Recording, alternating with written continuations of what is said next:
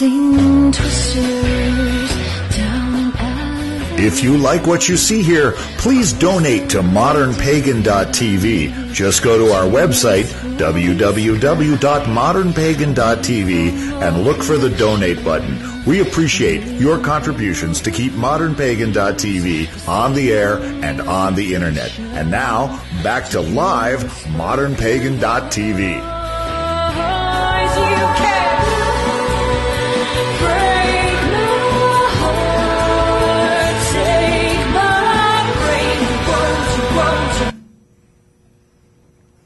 So, now we have a segment of Out of the Broom Closet. Our guest tonight is Joy Burton, who has made quite an impact in our community in the last few years. But when I first met Joy was many years ago, and in her first reincarnation in our community, I believe back in the 1980s or early 1990s. Early 1990s. And at that point, I was running a coven with my ex-husband and High Priest George, and we were having drum frenzies and other such things, and you started coming to those community activities. But then your life changed, and you were gone for several years. When you came back to us more recently, you were about to be a mom, and that started you on a path of many changes. Why don't you tell us about it? Thank you, certainly. It's a pleasure to be here, Jackie and Loretta. Thank you so much for having me. I definitely found that as a pagan, my entire life changed, and my work in the community, too, as I became a mom.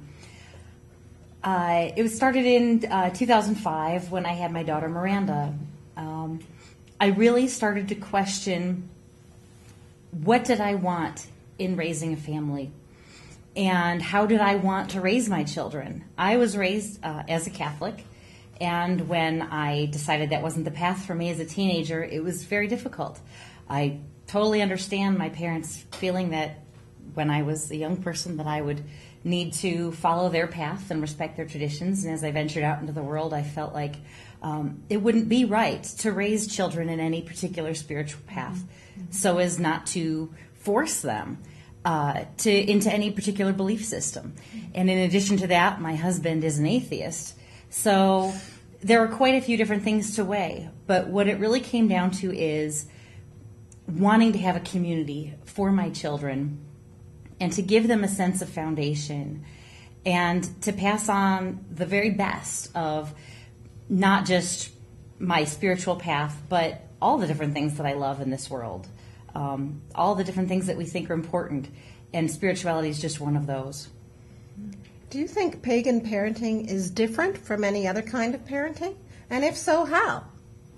That's a great question. In some ways, I feel it has to be different because we are a minority faith. But on the other hand, I am determined that it is not different.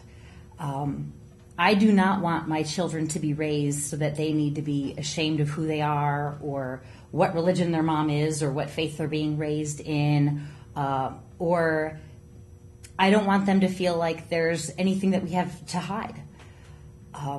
So I am refusing to be in the broom closet as my gift to them, as hard as it may be, and there have been some times when it's been difficult. It should not be any different, and we should be able to be just like any other faith community and any other family. We might mention that you're living in Highlands Ranch, which is a southern suburb of Denver, and it's the suburbs. So you're a suburban house mom with an SUV and going. It's a Prius now. Well, I have the SUV too for the camper, right? And you're in a very interesting position because you were feeling isolated out there, right? I was, and when I had my first daughter, who is now 6 years old, I thought, well, let me look around and I'll see if there's any place I can just find an open ritual. Maybe I will. Maybe I'll run into another couple moms, and we'll have a little full moon circle or a little children's Sunday school. Who knows what? Maybe, I bet there's got to be 3 other pagans in Highlands Ranch. So I started this group on meetup.com thinking I'll have it up for a month and then I'll shut it down once I found another couple moms. Well, before I knew it, there were 30 people and then 50 people, all wanting to find some kind of an open ritual, some kind of community in the south part of Denver. So it just kind of grew from there. It really wasn't anything intentional to do more in the community, but I saw a need and stepped in to fill that, and it's been wonderful. So you started the Highlands Ranch Pagan Meetup Group, and it was incredibly successful, more than you might have imagined. It was almost a joke. Okay, Highlands Ranch Pagans, yeah, kind of funny. But it really was surprising, and it really led me to see that I had work to do in this community. And so what kinds of things did the Highlands Ranch Pagan Meetup Group do, and how did it evolve into Living Earth? Gosh, do I even remember back that far? There's been so much that's happened since then.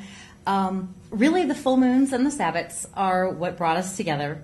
And getting a really good crew of people, a core group to volunteer. We ended up creating a fairly large Beltane festival. All we meant to do was to have a picnic in the park with, some free hot dogs or whatever, and 250 people showed up. And somehow that grew into a 750-person music fest with 4 days of camping. You're being modest when you say somehow it took a hell of a lot of work. It did. But it was unexpected, but a wonderful opportunity, and it's been really wonderful to see it grow, because now I feel like my children have a place.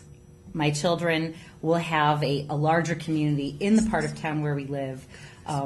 And for example, just this week, I found out that one of the members of Living Earth, who had not been very involved for a couple years, has come back in, and as we were emailing back and forth, it turns out her daughter is in my daughter's class now. So I was very excited to hear that. Small world. So really, I am seeing it now manifest that being pagan really is not that different from being a parent in any other faith tradition. We have a couple of people emailing in, which is great. Our first question from Palinar is, do you think a child should be given a choice in what they believe? That's a hard question to answer, and I think if I gave a definite answer to that, I would be lying, because I think part of being a good parent is that maybe you question everything that you do, and you really wonder. There's a lot of wondering and second guessing and worrying as to whether or not you're doing the right thing. Children always have the right to believe what they want to believe. However, I have seen, for example, with my stepson, someone who has needed some guidance and not received it. And I've also seen my children who are, when they're small, when they're very very tiny, when they're 4 years old and 3 years old, they're very literal. And when you say something is true, they believe it, and that's just how it works. I really think you have to provide kids with a framework. You have to share with them what you believe, and as they get older, they certainly have the freedom to search and do what they want. But I'm not going to let them flap in the wind now. I'm not going to say, well, really, you could believe one of these many different things and teach them all about different traditions. You can't do that with toddlers.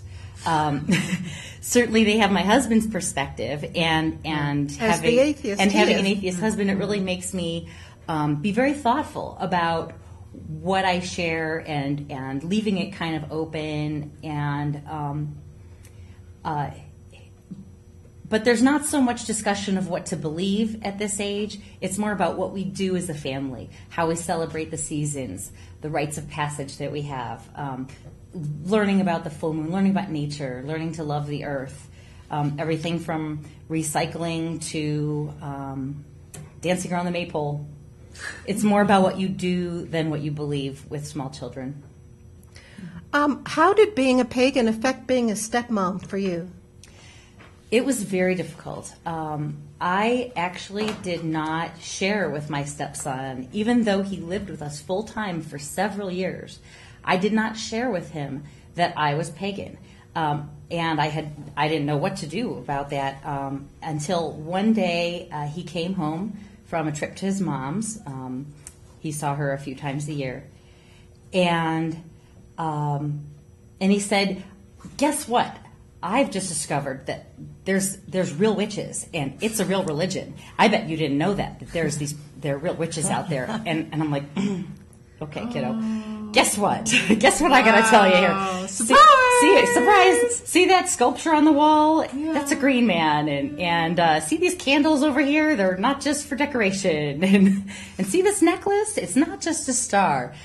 And wow, that is so cool. Wait till my friends hear that. And it worked out great, for several years. His mom would wish me happy Yule because she ended up having a friend who was pagan also. But it really ended up being a problem because as soon as the lawyers started getting called in and so she wanted more custody time, she actually...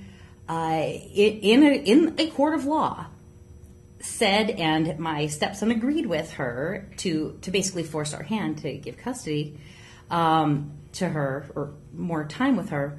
That my husband and I ran a secret pagan group, and we forced him to participate in secret pagan rituals.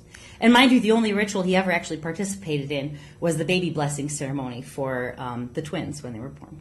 My youngest two children. For his his half siblings. Yeah.